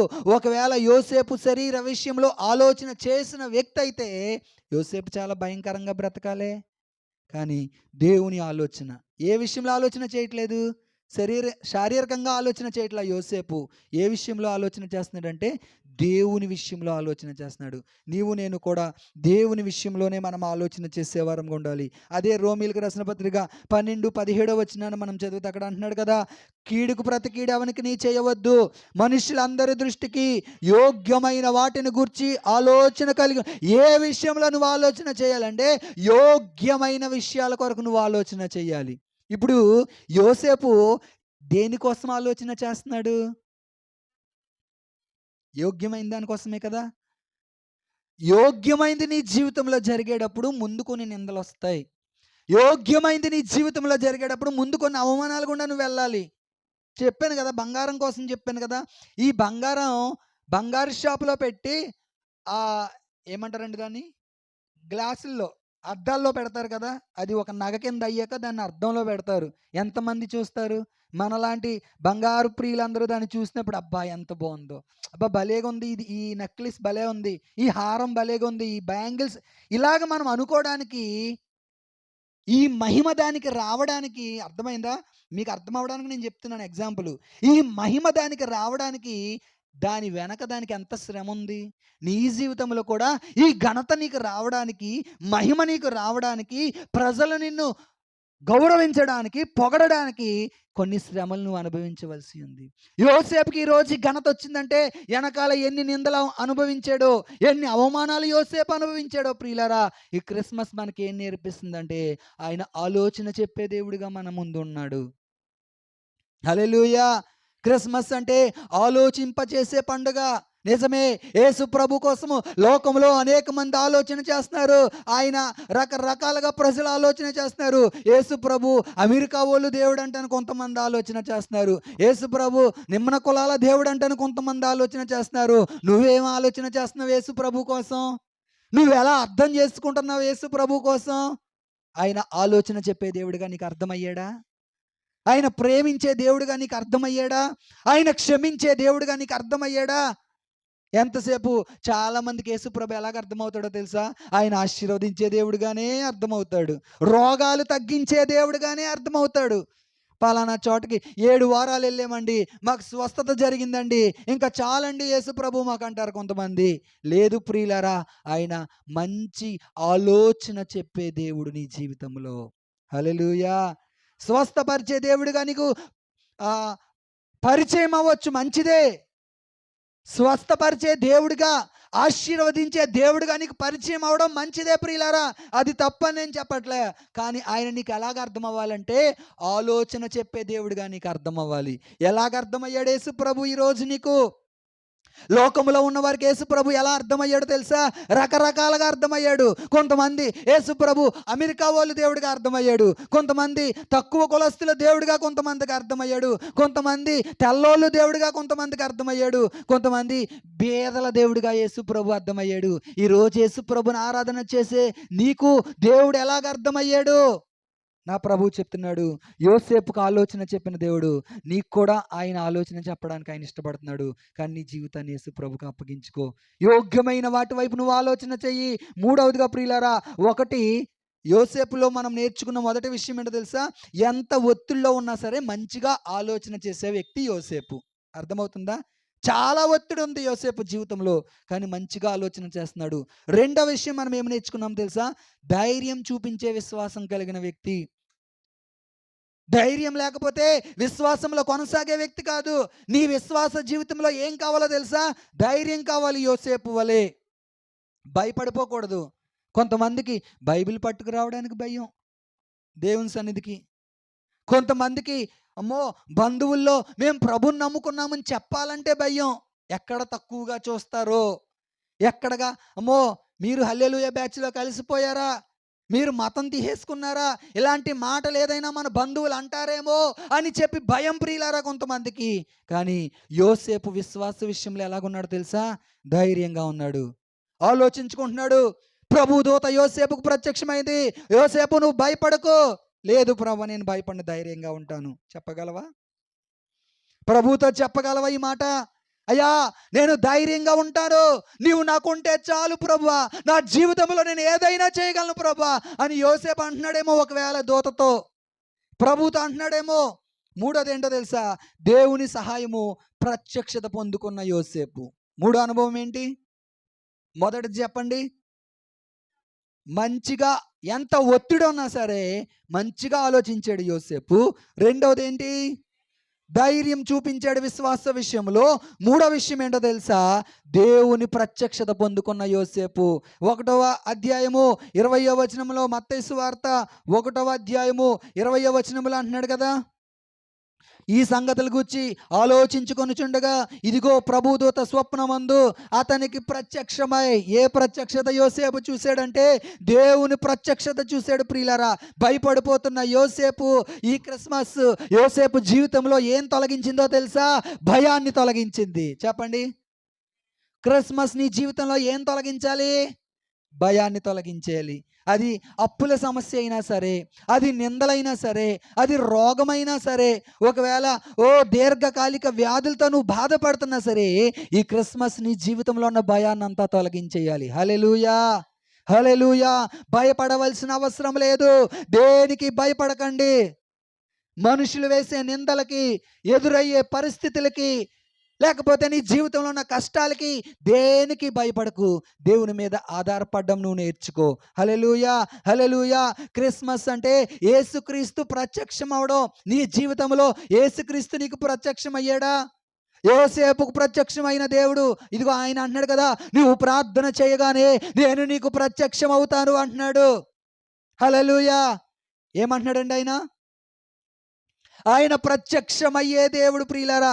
చూడండి ప్రియులారా, ఎందుకు యేసు ప్రభు ప్రత్యక్షమయ్యాడని మనం ఆలోచన చేస్తే, మొదటి యోహాను పత్రిక, యోహాను రాసిన మొదటి పత్రిక 3వ అధ్యాయము 5వ వచనాన్ని మనం చదివితే, పాపములను తీసివేయుటకై ఆయన ప్రత్యక్షమయ్యాను. హల్లెలూయా. చాలు ప్రియులారా. యేసు ప్రభు ఎందుకు ఈ లోకానికి వచ్చాడు, యేసు ప్రభు ఎందుకు ప్రత్యక్షమయ్యాడని మనం ఆలోచన చేస్తే, పాపములను తీసివేయడానికి. ఎందుకు ప్రత్యక్షమయ్యాడంట? చెప్పాలి, వాక్యం వినాలి జాగ్రత్తగా. ఎందుకు ప్రత్యక్షమయ్యాడంటే యేసు ప్రభు పాపాలని తీసివేయడానికి ప్రత్యక్షమయ్యాడు ప్రియులారా.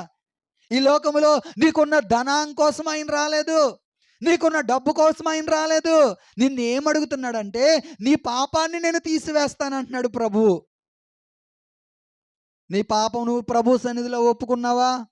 మారు మనసు అనుభవాల్లోకి నువ్వు నడిపించబడుతున్నావా? లోతైన అనుభవాల్లోకి నువ్వు నడిపించబడుతున్నావా? ఇంకా లేదు అంటే ఏదో పైపైన భక్తి, పైపైన ప్రార్థన, పైపైన వాక్యం వినడం. ఒకవేళ వాక్యం, లోతైన వాక్యం మన చెవుల్లో పడుతున్నా, చాలామంది ఎలాగుంటారంటే పాస్టర్ గారు అలాగే చెప్తారండి, సేవకులు అలాగే చెప్తారండి, వాళ్ళకి ఏం పని ఉందండి, వాళ్ళకి ఏం కావాలి, వాళ్ళు అలాగే చెప్పుకుంటూ వెళ్ళిపోతారు. మన భక్తి మందే, మన విశ్వాసం మందే.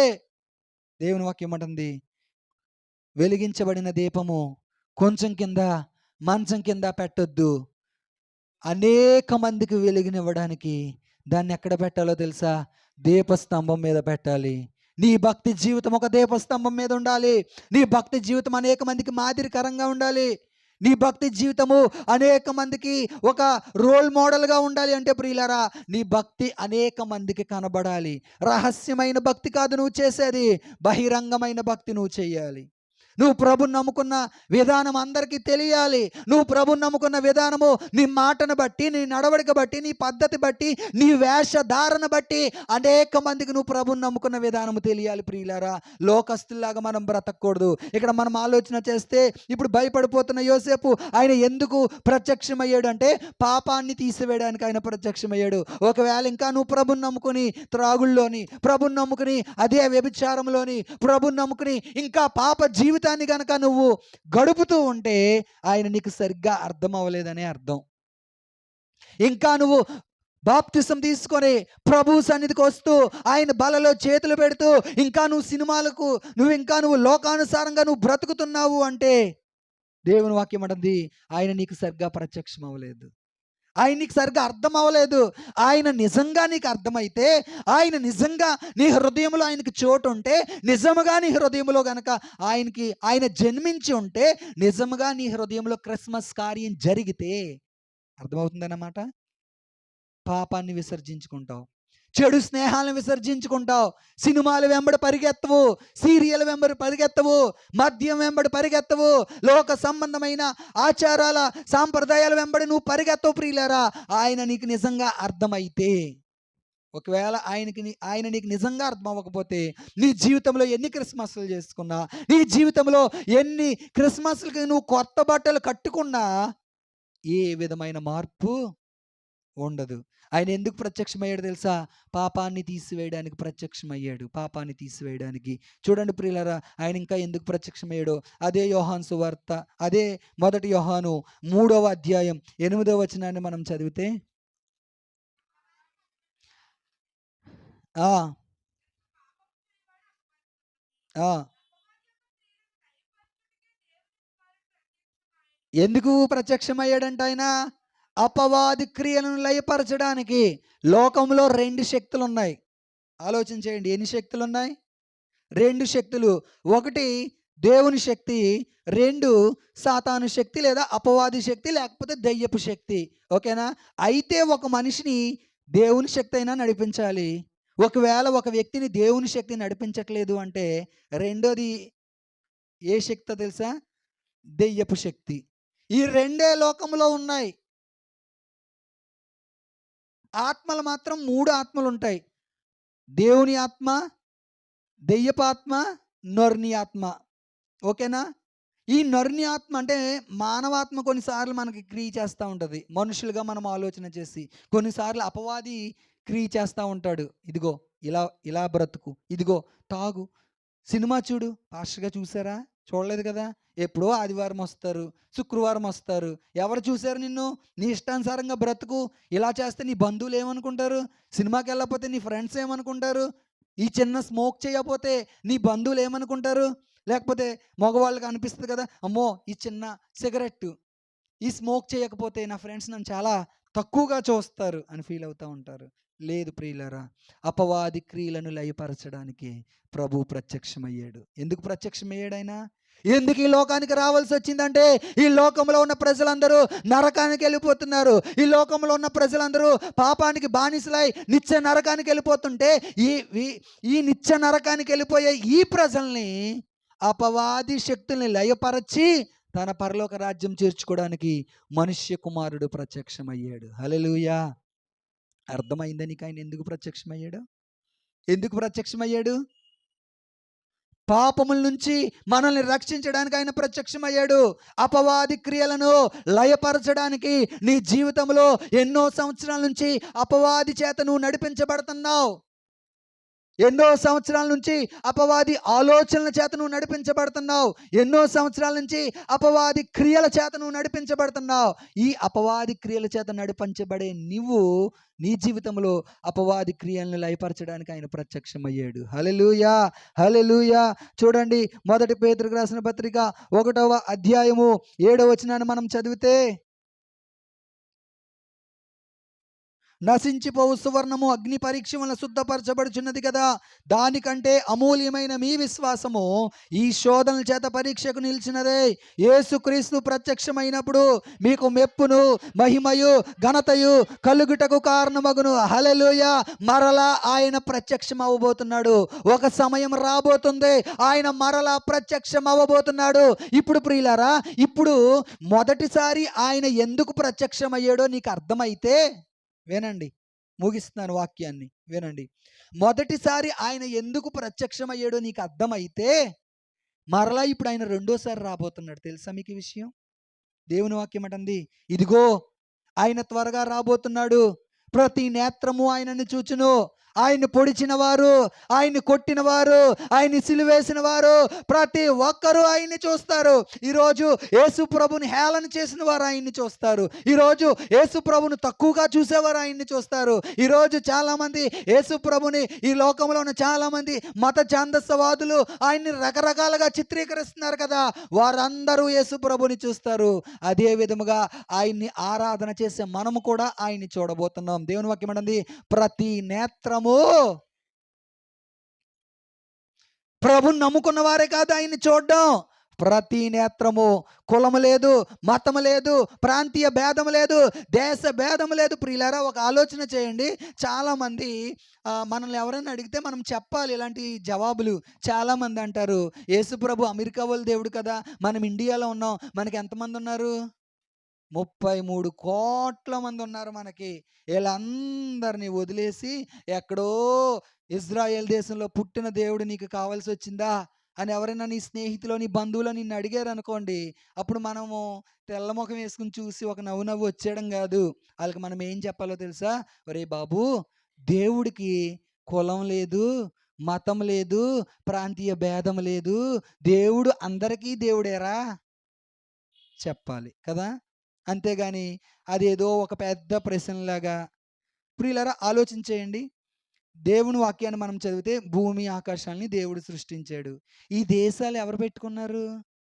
మనమే పెట్టుకున్నాం. ఈ ఊర్లు ఎవరు పెట్టుకున్నారు? మీది సామర్లకోట, మాది మార్టేరు. ఎవరు పెట్టుకున్నారు? మనమే పెట్టుకున్నాం. ఈ మతాలు ఎవరు పెట్టుకున్నారు? మీరు హిందూసు, మీరు క్రిస్టియన్సు, మీరు ముస్లింలు, మీరు బౌద్ధులు, మీరు జైనులు, ఇవన్నీ మనమే క్రియేట్ చేసుకున్నాం. అవునా కదా? కులాలు, మీరు ఆ కులము, మీరు ఈ కులము, లేకపోతే మీరు తెల్లోళ్ళు, మీరు నల్లో, ఇవన్నీ ఎవరు పెట్టుకున్నారంటే మనుషులు పెట్టుకున్నాయి. కానీ దేవుని వాక్యం అంటుంది, యేసుక్రీస్తు అందరికీ ప్రభువు. అందంగా ఉన్న వాళ్ళకి ఆయన ప్రభువు, ఎందుకంటే ఆయన తెల్లోడు కాబట్టి అంటలేదు. యేసుక్రీస్తు కుల భేదము, మత భేదము, ప్రాంతీయ భేదము, ఏ భేదము లేదు ప్రియులరా. మనిషి మీద, భూమి మీద మనిషిగా పుట్టిన ప్రతి ఒక్కరికి ఆయన దేవుడే కదా. కాబట్టి దేవుని వాక్యం అంటుంది, ఆయన ఎందుకు ఆయన మరలా రెండోసారి రాబోతున్నాడు. ఈసారి ప్రత్యక్షమైనప్పుడు మనకి ఏమొస్తుందంట? మహిమ, మెప్పు, ఘనత, ఇవన్నీ మనకు రావాలి అంటే మొట్టమొదటిసారి ఆయన ఎందుకు ప్రత్యక్షమయ్యాడో నీకు అర్థం కావాలి. ఇవేమి నీకు అర్థం కాకుండా, విశ్వాస విషయంలో నలగకుండా, విశ్వాస విషయంలో నువ్వు ఏమి వేసారిపోకుండా, ఏ కష్టాలు బాధలు అనుభవించకుండా నామినల్ భక్తి నువ్వు చేసుకుంటూ వెళ్ళిపోతే నీకు మహిమ రాదు, నీకు మెప్పు రాదు, నీకు ఘనత రాదు. లోకంలో ఒక మాట ఉంటుంది కదా, చాలామంది భక్తి ఎలా చేస్తారో తెలుసా? నలుగురితోనా, కులంతో గో. అర్థమైంది కదా, ఇంక నేను పూర్తిగా చెప్పను కదా. మన భక్తి అలా ఉండకూడదు. ఒక ప్రత్యేకించబడిన వారంగా మనం ఉండాలి. క్రైస్తవులు ఎవరంట?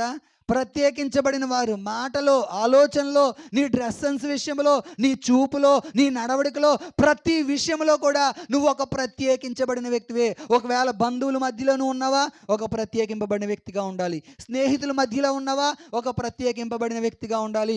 లోకస్తుల మధ్యలో నువ్వు ఉన్నావా, ఎంతవరకు మాట్లాడాలో అంతవరకే మాట్లాడాలి, ఎంతవరకు తినాలో అంతవరకే తినాలి, ఎంతవరకు కలిసి తిరగాలో అంతవరకే కలిసి తిరగాలి. మన లిమిట్స్ మనము దాటకూడదు.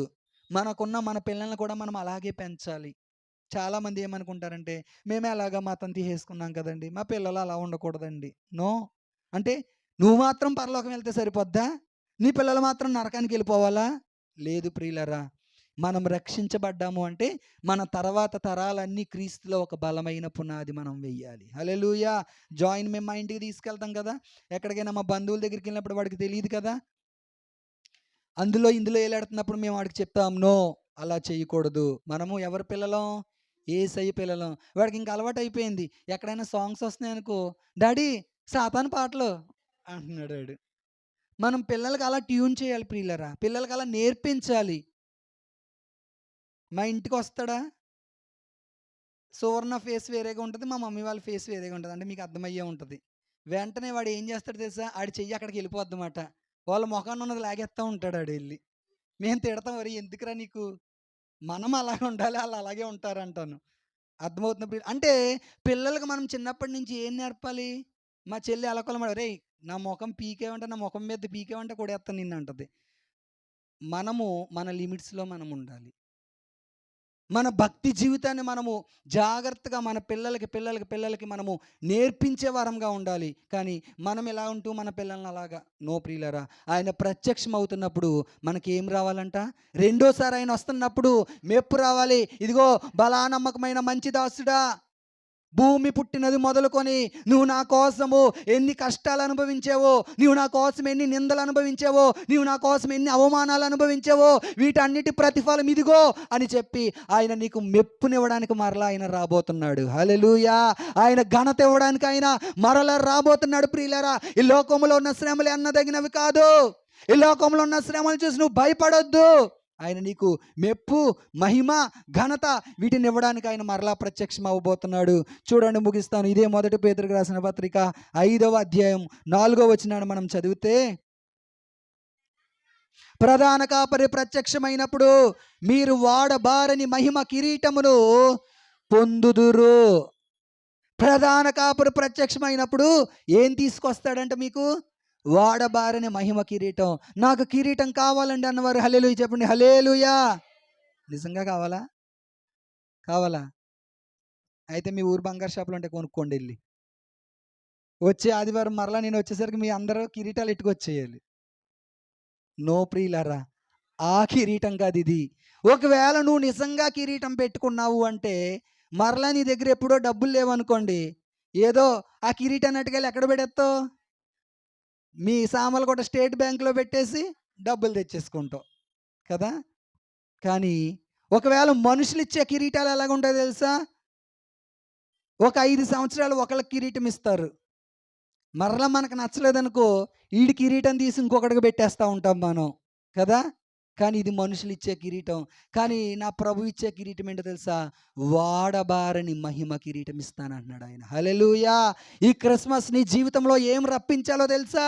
ఈ క్రిస్మస్ నీ జీవితంలో ఏం తెలియజేస్తుందో తెలుసా? వాడబారని మహిమ కిరీటము. ఇది యుగ యుగాలు, తరతరాలు. ఒక్కసారి ప్రభువు చేత నువ్వు కిరీటం పొందుకున్నావు అంటే, ఒక్కసారి ప్రభువు చేత నువ్వు కిరీటం పెట్టించుకున్నావు అంటే, ఈ కిరీటము ఎవ్వరూ దొంగిలించేది కాదు. నువ్వు ఎలా తీసి నీకు ఇష్టం లేనప్పుడు అలా పక్కన పెట్టేసే కిరీటం కాదు. యుగ యుగాలు, తరతరాలు ఆ మహిమ కిరీటము, ఆ వాడబారని కిరీటము నువ్వు పెట్టుకొని ప్రభు సన్నిధిలో దేవదూతలతో కలిసి, ఆ కోట్ల కొలది దేవదూతలతో కలిసి ప్రియులారా, యుగ యుగాలు, తరతరాలు ప్రభువుని ఆరాధన చేసే ఆ గడియ వచ్చేంత వరకు ఆ మహిమ కిరీటం కొరకు, ఆ వాడబారని కిరీటం కొరకు మనం ఏం చేయాలో తెలుసా? పోరాడాలి, పోరాడాలి. యోసేపు ఆలోచించుకుంటున్నాడు. ఏమవుతుందో తెలియట్లేదు యోసేపు జీవితంలో. కానీ ప్రభు ఆలోచన తీసుకున్నాడు. ప్రభు ప్రత్యక్షమయ్యాడు యోసేపుకి. నువ్వు ప్రభు ఆలోచన తీసుకుంటున్నావా? ప్రభు నీకు ప్రత్యక్షమయ్యాడా? విశ్వాస విషయంలో నువ్వు ధైర్యంగా ఉండగలుగుతున్నావా? ఆలోచన చెయ్యి, ఆలోచన చెయ్యి. ఒక వచనాన్ని నేను చూపించి ముగిస్తాను. 2వ అధ్యాయం, మత్తయి సువార్త 2వ అధ్యాయం 13వ వచనాన్ని మనం చదివితే, వారు వెళ్ళిన తర్వాత ఇదిగో ప్రభుదూత స్వప్నమందు యోసేపునకు ప్రత్యక్షమై, హేరోదు ఆ శిశువును సంహరింపవలనని ఆయన వెతకబోచున్నాడు గనుక నీవు లేచి ఆ శిశువును ఆయన తల్లిని వెంటబెట్టుకుని ఐగుప్తునకు పారిపోయి నేను నీతో తెలియజెప్పు వరకు అక్కడనే ఉండుమని అతనితో చెప్పాను. అప్పుడు అతడు లేచి రాత్రివేళ శిశువును తల్లిని తోడుకొని ఐగుప్తునకు వెళ్ళి, ఐగుప్తులో నుండి నా కుమారుని పిలిచితిని అని ప్రవక్త ద్వారా ప్రభువు సెలవిచ్చిన మాట నెరవేర్చబడినట్లు హేరోదు మరణం వరకు అక్కడ నుండెను. ఆ జ్ఞానులు తన్ను అపహసించరని హేరోదు గ్రహించి బహు ఆగ్రహము తెచ్చుకొని తాను జ్ఞానుల వలన వివరముగా తెలుసుకొనిన కాలమును బట్టి బెత్లెహేములో దాని సకల ప్రాంతముల్లోనూ 2 సంవత్సరములు బతుకున్న తక్కువ వయసు గల మగపిల్లలందరినీ వధించెను. అందువలన రామాలో అంగలార్పు వినబడెను, ఏడ్పును మహారోదన ధ్వనియు కలిగెను. రాహేలు తన పిల్లల విషయమై ఏడ్చుచు వారు లేనందున ఓదార్పు పొందనెల్లకు ఇండునని ప్రవక్త ఇర్మియా ద్వారా చెప్పబడిన వాక్యము నెరవేరెను. హేరోదు చనిపోయిన తరువాత ఇదిగో ప్రభువు దూత ఐగుప్తులో యోసేపుకు స్వప్నమందు ప్రత్యక్షమై నీవు లేచి శిశువును తల్లిని తోడుకొని ఇశ్రాయేలుచుండి ఆ చూడండి ప్రియులారా, ఇక్కడ మనం ఆలోచన చేస్తే ఎన్నిసార్లు యోసేపుకు ప్రభువు ప్రత్యక్షమయ్యాడు, ఎన్నిసార్లు దూత యోసేపుకు ప్రత్యక్షమైందో. యోసేపు చూడండి ప్రియులారా, దేవుణ్ణి 4వ విషయం ఏంటో తెలుసా, దేవుణ్ణి నమ్మి దేవునికి విధేయత చూపించాడు. ఎవరు? యోసేపు. కష్టమే, చాలా కష్టం, కష్టం కాదు చాలా కష్టం. ఒకవైపు లోకములో నిందలు, ఒకవైపు కుటుంబస్తులు కూడా ఏమంటారండి, ఒరే నీకు బుద్ధి లేదేంట్రా, ఆ అమ్మాయి ఎంత పెద్ద తప్పు చేసింది, ఇంకా నువ్వు ఆ అమ్మాయితోనే ఉంటానంటున్నావేంటి, ఇంకా నువ్వు ఆ అమ్మాయిని కోరుకుంటున్నావేంటి, ఇంకా నువ్వు ఆ అమ్మాయికే హెల్ప్ చేస్తున్నావేంటి. ఏమీ పట్టించుకోలే, ఏమీ పట్టించుకోలేదు. లోకంలో కూడా మనల్ని అంటారు, ఇంకా ఏంటి యేసుప్రభు నీకు ఏం సహాయం చేశాడు, యేసుప్రభువును నమ్ముకున్నావు నీకేం వచ్చింది, యేసుప్రభుని నమ్ముకున్నావు నీ అప్పులు తీరినయా, యేసుప్రభుని నమ్ముకున్నావు నీ పిల్లలకు ఉద్యోగాలు వచ్చినాయా, యేసుప్రభుని నమ్ముకున్నావు నీ పిల్లలకు వివాహం అయిందా, యేసుప్రభుని నమ్ముకున్నావు నీ జీవితంలో ఇది జరిగిందా అది జరిగిందా అని లోకంలో ఉన్నవారు నిన్ను అవహేళన నీపై నిందలు వేస్తున్నప్పుడు నువ్వు విశ్వాస విషయంలో ఎలాగ ఉండాలి తెలుసా, ధైర్యంగా ఉండాలి, విధేయత కలిగిన వ్యక్తిగా ఉండాలి. మన విశ్వాసము ఈ లోక సంబంధమైంది కాదు. అర్థమవుతుందా? చాలామంది మేలు కలిగినప్పుడే దేవుడు, చాలామంది బాధలు ఉన్నప్పుడే లేకపోతే కష్టాలు వచ్చినప్పుడే దేవుడిగా చూస్తారు. కానీ ఈ లోక సంబంధమైంది కాదు మన విశ్వాసము, పర సంబంధమైంది. అమ్మా దేనికోసం నువ్వు భక్తి చేస్తున్నావంటే నువ్వేం చెప్పాలో తెలుసా, మా పిల్లల పెళ్ళి లేనియండి, మాకు ఉద్యోగాలు వచ్చినాయండి, లక్షలు మా పిల్లలు సంపాదిస్తున్నారండి, దానికోసం కాదు. ఎవరైనా వచ్చి నువ్వు యేసుప్రభుని ఎందుకు నమ్ముకున్నావంటే మాకు మోక్షాన్ని ఇస్తాడని మేము యేసుప్రభుని నమ్ముకున్నామండి అని చెప్పాలి. ఒకవేళ నీ జీవితంలో ఆ మాట రాలేదనుకోండి, నువ్వు ఎందుకు నమ్ముకున్నట్టో తెలుసా, లోక సంబంధమైన ఆశీర్వాదాల కోసం నువ్వు ప్రభుని నమ్ముకున్నావు. ఈ లోక సంబంధమైన ఆశీర్వాదాలు ఉండొచ్చు, ఉండకపోవచ్చు. యోబు అంటాడు కదా, యెహోవా ఇచ్చెను కొంతకాలమే ఉంటాయి. ఒకవేళ వాటి కోసమే నువ్వు ప్రభుని నమ్ముకుంటే అయిపోయినప్పుడు మరలా నువ్వు ప్రభుని వదిలేసి వెళ్ళిపోతావు. కానీ వాటి కోసం కాదు నువ్వు ప్రభువుని నమ్ముకున్నది, వాటి కోసం కాదు. మనం దేవుడు నీకు ప్రత్యక్షమైంది ఎందుకు అంటే వాడబారని కిరీటం పొందుకోవడానికి దేవుడు నీకు ప్రత్యక్షమయ్యాడు. కాబట్టి క్రిస్మస్ మన జీవితంలో యోసేపు ద్వారా అనేక విషయాలు మన జీవితంలో నేర్పించింది. యోసేపు వలె మనము కూడా ధైర్యంగా ఉందాం, అలాంటి ఆలోచన దేవుడి దగ్గర మనం తీసుకుందాము, మంచి విధేయత కలిగిన వారముగా మనం ఉందాము. కాబట్టి ఒక నిజమైన క్రిస్మస్ మన జీవితంలో జరుపుకునే వారముగా ఉంటూ ఈ కొద్ది మాటలు మన వెనుకల్లో ప్రభువు దీవించునుగాక. ఆమేన్. మోకరించండి, ప్రార్థన చేద్దాం. మహాపరిశుద్ధుడు, మహాగణుడు, సర్వాధికారమైన మా తండ్రి, యోసేపును మా జీవితంలో మీరు నిలవబెట్టిన విధానం కొరకై నీకు స్తోత్రాలు. యోసేపు వలె మేము జీవించే వారముగా మేము ఉండగలిగినట్లు మీరు సహాయం దయచేయండి. మీరు దీవించండి, ఆశీర్వదించండి. విన్నవారిని ప్రతి ఒక్కరిని మీరు దీవించి ఆశీర్వదించమని, మహిమ ఘనత ప్రభావములు నీ నామానికి ఆరోపించుకోమని, యోసేపు వలె మేము ఎలా బ్రతకాలో మీరు మాకు నేర్పించమని, యోసేపు వలె అయ్యా నీ ఆలోచన మేము తీసుకోవడం మీరు మాకు నేర్పించమని, అయ్యా నీవు ప్రత్యక్షమైనప్పుడు వాడబారని